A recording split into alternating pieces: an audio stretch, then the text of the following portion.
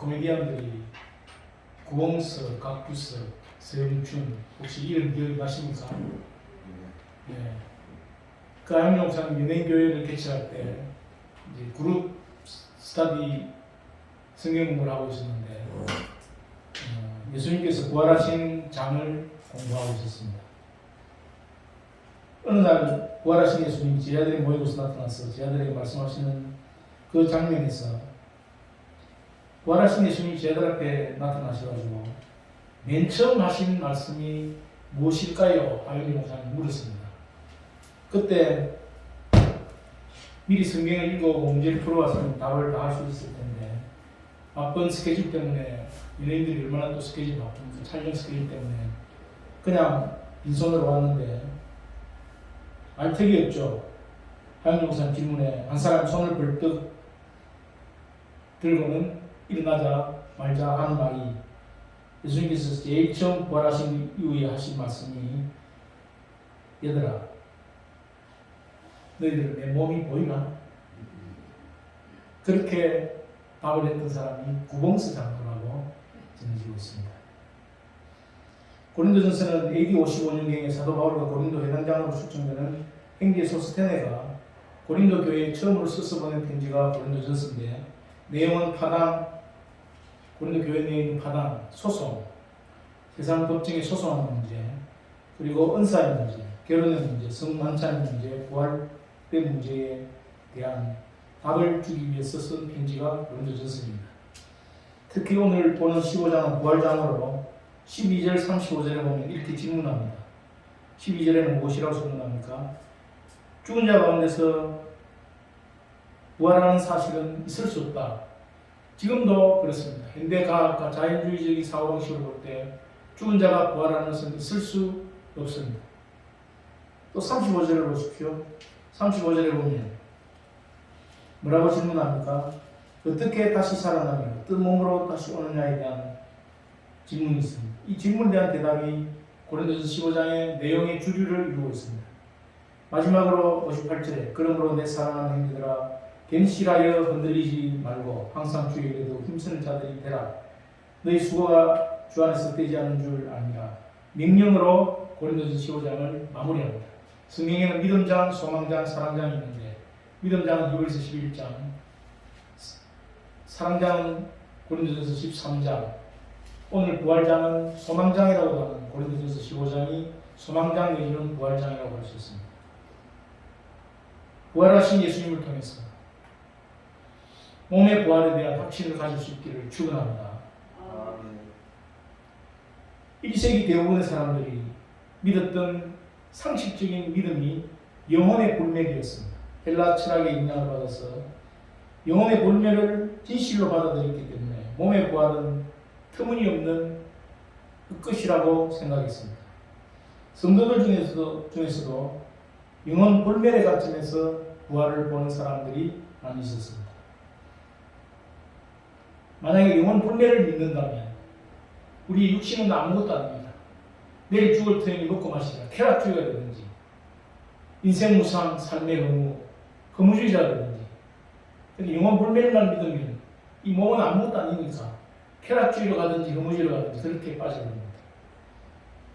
복음의 본질은 이 영혼 불멸에 대해서 착각이고 비정상적인 관점이라고 말하고 있습니다. 고린도전서 15장은 몸의 부활에 대해서 영혼 불멸이 아니라 몸의 부활에 대해서 확신을 가지도록 권면하고 있습니다.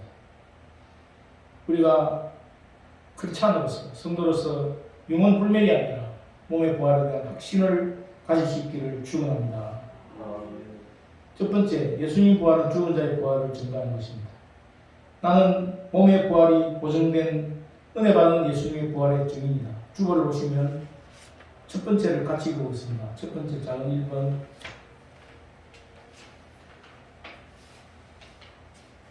시작.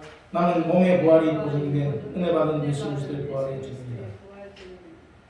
몸의 부활이 우리 각자에게 보증되어 있는 줄로 믿습니다.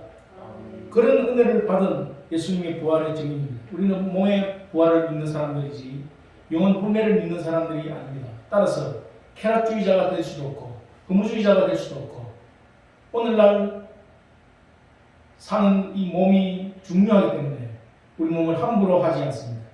하나님께서 몸의 부활에 대한 믿음을 확실하게 해주시기를 축원합니다.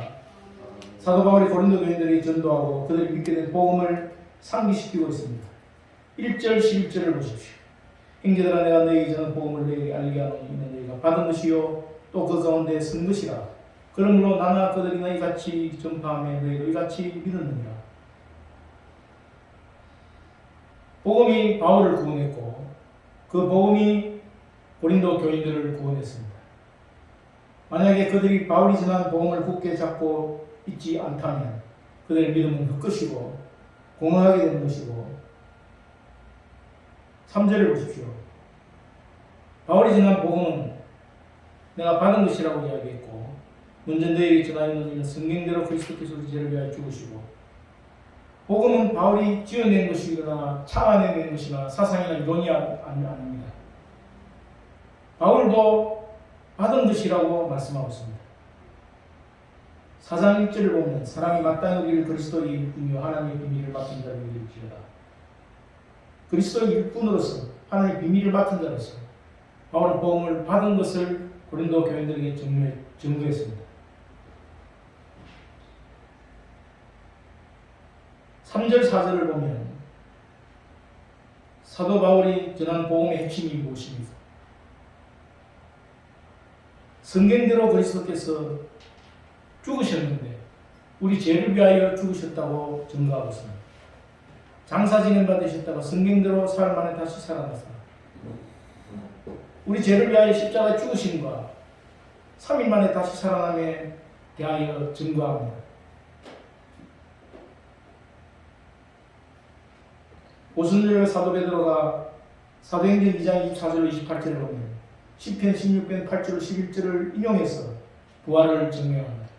사도행전 1장에서는 가룟 유다의 배신으로 12사도의 한 자리가 비어 사도의 자리를 마띠아를 뽑아서 성령의 그릇을 만듭니다. 그런 베드로가 마태마가 누가 요한 사복음서에 나타나는 그 허물 많고 덤벙대기를 잘하고 실수 많은 그 베드로가 사도행전 2장에 보면 시편 16편 8절 11절 말씀을 인용해서 예수님의 부활이 성경대로 되어진 사실이라는 것을 증거합니다. 예수님의 부활을 목격한 증인들의 리스트가 5절에서부터 8절까지 나옵니다. 예수님의 부활을 목격한 증인들이 어떤 사람들입니까? 5절에 보면 게바에게 보이시고 베드로가 먼저 예수님의 부활을 목격했습니다. 요한복음에 보면 막달라 마리아가 예수님의 부활을 목격하고 부활하신 예수님을 만나고 베드로 요한에게 그 소식을 전합니다.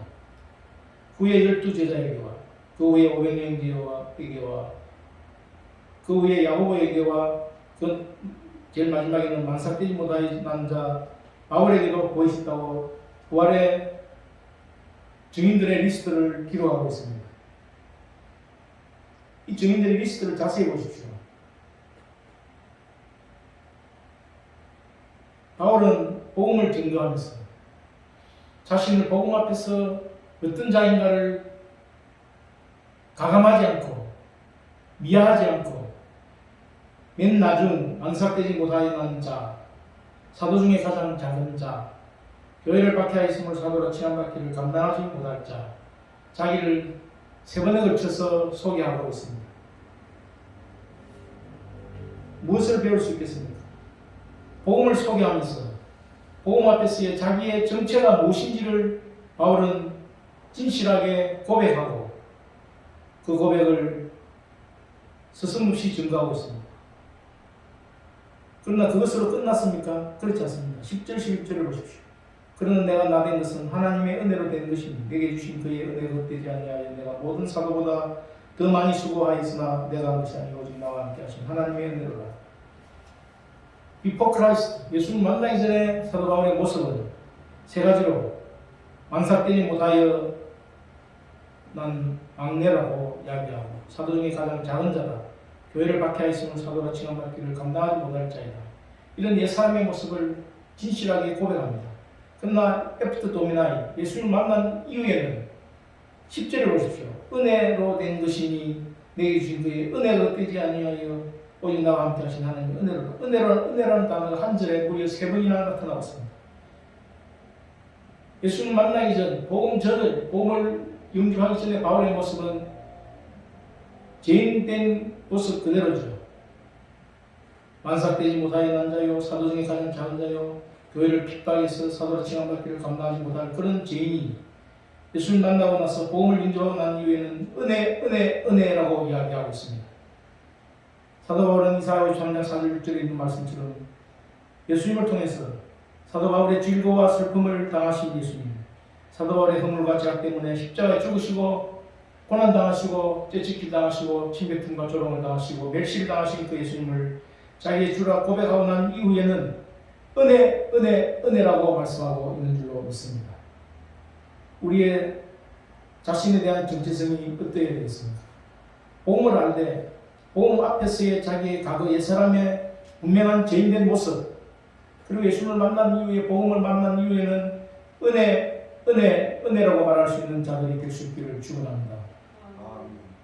한마디로 은혜 입은 사도 바울이 고린도 성도들을 은혜 입은 종으로 세우고 그 말씀이 오늘 우리 각자에게 전해져서 우리로 하여금 죄인의 개수이지만 과거에는 도무지 성도라고 부르심을 받을 수 없는 죄인의 악독한 모습들이었지만 그러나 이제는 하나님 앞에서 은혜를 받은 줄로 믿습니다.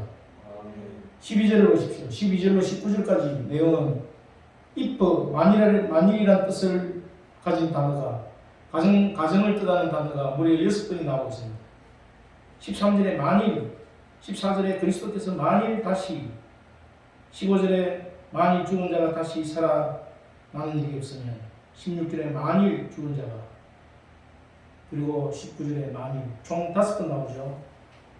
13절, 14절, 15절, 16절, 19절에 한 번은 어디 있냐면 12절 제일 앞에 영어 성경에 보면 if라는 단어가 한글 성경에 번역이 되면서 생략되어 있습니다. 가정을 뜻하는 만일이라는 단어가 6번 사용해서 무엇을 증가합니까? 몸의 부활을 증가하고 있습니다. 몸이 부활하지 않는다고 영혼 분멸을 믿는 당시 성도들은 몸이 부활하지 않는다고 그냥 영혼의 분멸만 믿는다고 그렇게 치부하고 있었습니다. 그런 기독교인들의 믿음의 결과를 12절에 보십시오. 어찌하여 어떤 사람들은 부활이 없다고 주장할 수 있는가? 죽은 자의 부활이 있기 때문에 예수님께서 부활하셨고 죽은 자의 부활이 없다면 예수님의 부활도 없었을 것이다. 죽은 자가 본질적으로 부활했기 때문에 예수님의 부활도 본질적으로 가능한 것이다. 만약 예수님께서 부활하지 않았다면 복음은 무용지물이고 헛것이고 사도들도 거짓 증인으로 발견될 것이다. 예수님의 부활이 있어야만이 예수님의 십자가가 대속과 희생의 십자가인 걸 증명하기 때문에 반드시 예수님의 부활이 있어야 되는데 예수님의 부활이 있다는 것은 죽은 자가 부활할 수 있기 때문에 예수님께서 부활하시다는 그런 뜻입니다. 죽은 자가 다시 살아나는 일이 없으면 16절에 그리스도도 부활하지 않았을 것이고 17절에 예수께서 다시 살아나신 일이 없으면 너희 믿음도 헛것이고 여전히 너희들은 죄 가운데 있을 것이고 18절에 순리자들처럼 망한 자들이 될 것이라고 바울은 증거합니다. 19절을 보십시오. 만일 몸에 부활이 있다면 그리스도인은 신앙을 포기해야만 합니다. 영혼 불멸을 믿으십니까? 몸의 부활을 믿으십니까? 무엇을 믿느냐? 영혼 불멸을 믿느냐? 몸의 부활을 믿느냐? 자기가 무엇을 믿는가는 자유이지만 그 믿음의 결과는 하늘과 땅의 차이가 있습니다. 영혼 불멸을 배격하고 내 몸이 부활한다는 사실을 확신할 수 있기를 축원합니다. 내 몸의 부활을 믿지 못하면 내일 죽을 터이니 먹고 마시자. 쾌락주의로 노세 젊어서 노세 늙어지면 못하는 이런 식으로 한평생 살 수밖에 없습니다. 자고 싶은 대로 자고 먹고 싶은 대로 먹고 몸이 시키는 대로 하다가 결국은 지옥으로 갈 수밖에 없는 것입니다. 몸의 부활을 믿지 못하면 이 몸도 가루로 돌아가는 거예요. 인생 무상 살게 회의하면서 쾌락주의와 허무주의를 따라 살아가다가 쾌락주의와 허무주의의 정죄를 받았어. 우리의 삶은 허망하게 끝날 것입니다. 몸의 부활을 확신하면 쾌락주의와 허무주의를 정죄하고 쾌락주의와 허무주의를 담죄할 수 있습니다. 예수님의 부활은 예수님의 십자가가 죄 없이 지신 십자가요, 대속의 십자가요, 희생의 십자가라는 것을 증명하는 것입니다. 나의 질고와 슬픔과 허물과 죄악을 해결하는 십자가이고 몸의 부활이 반드시 있다는 증거로서의 예수님의 부활입니다. 다니엘서 12장 2절에 보면 땅의 티끌 가운데에서 자는 자 중에서 많은 사람들이 깨어나서 영생을 받는 자도 있겠고 수치를 당할 수 있으니 부끄러움을 당할 자도 있을 것이며, 부활도 영생의 부활이 있고 수치의 부활이 있습니다. 우리가 영생의 부활에 참여하는 자들이 될 수 있기를 축원합니다.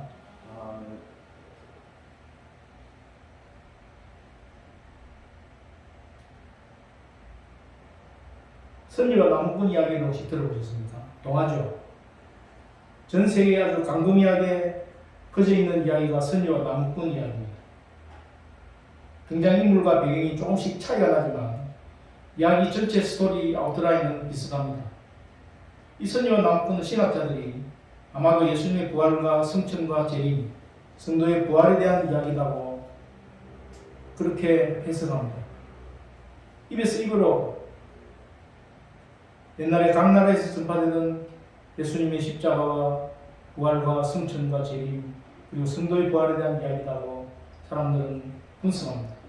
서양 버전으로 보면 하늘의 선녀들이 깊은 산속에 있는 폭포에 내려와서 목욕을 하다가 나무꾼이 산에 나무를 하러 갔다가 덫에 걸려서 목숨이 갱각에 달린 노루를 구해줬는데, 노루를 구해준 그 대가로 노루가 천사들이 목욕하는 폭포를 안내하고, 그리고 그 나무꾼은 노루가 안내해주는 대로 천사들을 발견하고 천사의 날개옷 하나를 감추었는데, 날개옷이 감추어진 그 선녀가 하늘로 귀환하지 못해서 결국 나무꾼과 결혼해서 아들 놓고 딸 놓고 잘 삽니다. 어느 날 남편으로부터 날개옷을 돌려받은 선녀가 홀로 하늘나라로 올라갑니다. 노루가 절대로 날개옷을 꺼내주면 안 된다고 했던 그 말을 잊어버리고 그 다짐을, 그 맹세를 기억하면서 눈물을 흘립니다. 이것이 서양 버전입니다. 동양 버전은 어떻습니까? 선녀가 자녀들을 양육 뿌리 끼고 하늘옷을 입고 하늘로 올라가고 나서 이어서 땅으로 내려오지 못하도록 선녀들이 두레박을 내려서 목욕하는 그 폭포수에 물을 길어서 떠올려서 목욕을 합니다. 그러자 나무꾼이 그 두레박을 타고 숨어서 하늘로 올라간다는 스토리가 동양 버전입니다. 한국 버전은 어떻습니까? 하늘로 올라간 남편이 지상에 계시는 늙으신 부모님이 걱정이 돼가지고 선녀가 준 용마를 타고 지상에 내려옵니다.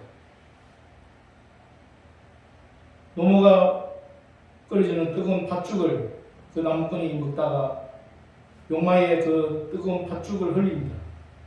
용마가 놀라가지고 도망을 가버리는 바람에 천국행을 포기하고 나무꾼이 늙으신 부모님과 함께 여생을 산다는 이야기로 끝이 나는 것이 한국 버전입니다. 이것을 기독교 버전으로 해석을 하면 나무꾼이 늙으신 부모님까지 용마에 태워서 하늘로 모시고 간 뒤에 가족과 함께 하늘에서 영생을 누리는 해피엔딩으로 끝나는 것이 기독교 버전입니다. 결국 예수님의 탄생과 십자가의 죽으심과 부활과 성천의 여정을 선녀와 나무꾼 이야기로 각색해가지고 성도들이 하늘나라로 가는 해피엔딩으로 이야기가 마무리되는 것을 우리에게 선녀와 나무꾼 동화로 전해주고 있습니다. 왜 이런 이야기를 하느냐면 기독교 버전은 즉 오늘의 부활장 말씀은 우리 각자에게 해피엔딩으로 삶이 마무리되는 것을 말을 하고 있습니다. 설교를 준비하면서 분당 우리 교회 이찬수 목사님 설교를 들었는데 분당 우리 교회는 성도 숫자가 2만 명이 넘습니다. 대학교회도 분당 우리 교회에서 약 3년 동안 지원을 받았습니다. 1만 명 성도 파송운동을 하는데 지난주 4월 10일 날 분당 우리 교회 이찬수 목사님 주역 2장 1절 10절 말씀으로 파송 예배를 보았습니다. 1만 성도를 파송하는 예배가 있습니다. 출애굽기 2장 1절 10절 말씀은 어머니 뱃속에서 갓 태어난 모세가 갈대 상자에 담겨서 나일 강가에 떠내려 보내는 어머니 요괴가 아기 모세가 이별하는 장면을 담고 있는 내용입니다.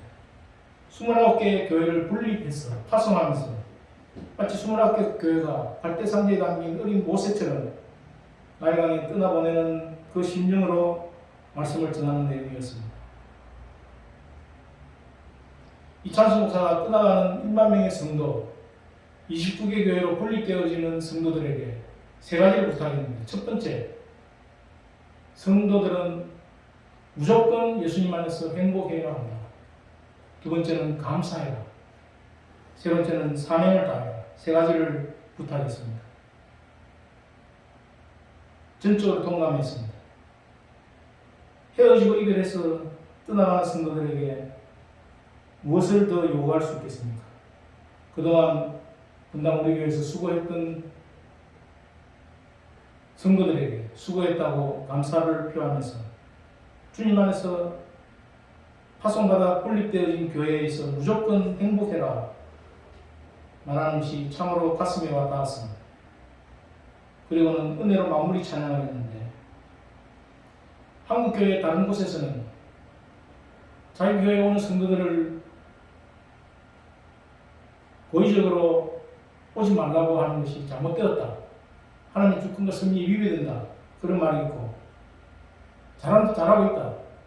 한국교회에 새로운 이정표를 제시했다. 그렇게 말하는 사람들도 있습니다. 여러 가지 말이 들리지만 제가 생각할 때는 한국교회의 새로운 모델을 제시한 것이다. 한국교회의 새로운 이정표를 제시한 것이다. 2만 명의 성도를 1만 명을 파송하고 나서 다시 5천 명을 파송하고 분당 우리 교회는 5천 명의 성도로 교회를 새롭게 리모델링하고 시작할 것이라고 천명했습니다. 저는 그분의 메시지를 듣는 가운데 주님 안에서 무조건 행복해야만 한다. 주님 안에서 무조건 행복하도록 예수님께서는 십자가 죽으시고 부활하신 줄로 믿습니다. 복음 앞에서 과거 나의 옛사람의 정체성, 복음 앞에서 현재 나의 새사람의 정체성, 과거에는 만삭되지 못하여 난 자요, 사도 중에 가장 작은 자요, 교회를 핍박하여 도무지 사도라 칭함받기에 부족한 자이지만, 그런 죄인이지만 나의 질고와 슬픔과 허물과 죄악을 감당하신 예수 그리스도로 말미암아서 현재 나의 새사람의 정체성은 은혜라는 것입니다. 세 번이나 은혜를 강조하면서 해가 뜨는 것, 봄이 오는 것, 꽃이 피는 것 당연한 줄 알지만 그것도 하나님의 은혜라고 고백하는 은혜의 찬양 가사를 생각해 보면 우리의 삶이 예수 그리스도의 부활로 말미암아서 온통 은혜인 줄로 믿습니다. 부활하신 예수 그리스도는 우리의 소망이고 우리의 승리고 우리 몸의 부활은 우리의 믿음이요 진정한 상소망이 되는 줄로 믿습니다. 우리 모두는 은혜 입은 자입니다. 은혜를 감당하는 종들이 되시기를 축원합니다. 주어 두 번째 읽어보겠습니다. 부활하신 예수 그리스도 몸의 부활을 위해 소망. 두 번째 시작. 나는 반드시 있는 몸의 부활과 배나를 착한 행실로 증명해야만 한다. 예수님의 부활은 사상도 아니고 이론도 아니고 사람들이 만들어낸 것도 아닙니다. 팩트고 리얼리티가 예수님의 부활입니다. 역사 속에 일어난 사건입니다. 죽은 자들의 부활을 보증하는 보험이 되고 보장이 되는 것입니다. 죽음은 재앙이 아니라 잠자는 것이라고 성경은 묘사하고 있습니다. 예수님을 잠자는 자들의 첫 열매라고 말합니다. 첫 열매라는 뜻은 앞으로 수확을 더 할 수 있다는 뜻입니다. 죽음이 사람으로 말미암았다면 부활도 사람으로 말미암는데 제일 먼저는 예수 그리스도께서 첫 열매로 부활하셨고 그 이후에는 그리스도인들이 부활할 것이고 그 이후에는 24절에 보면 우주 역사의 마지막 사건이는 종말에 하늘과 땅을 다스리는 주님으로서 통치하시기 위해서 재림하시고 만물의 복종을 하게 하실 것입니다.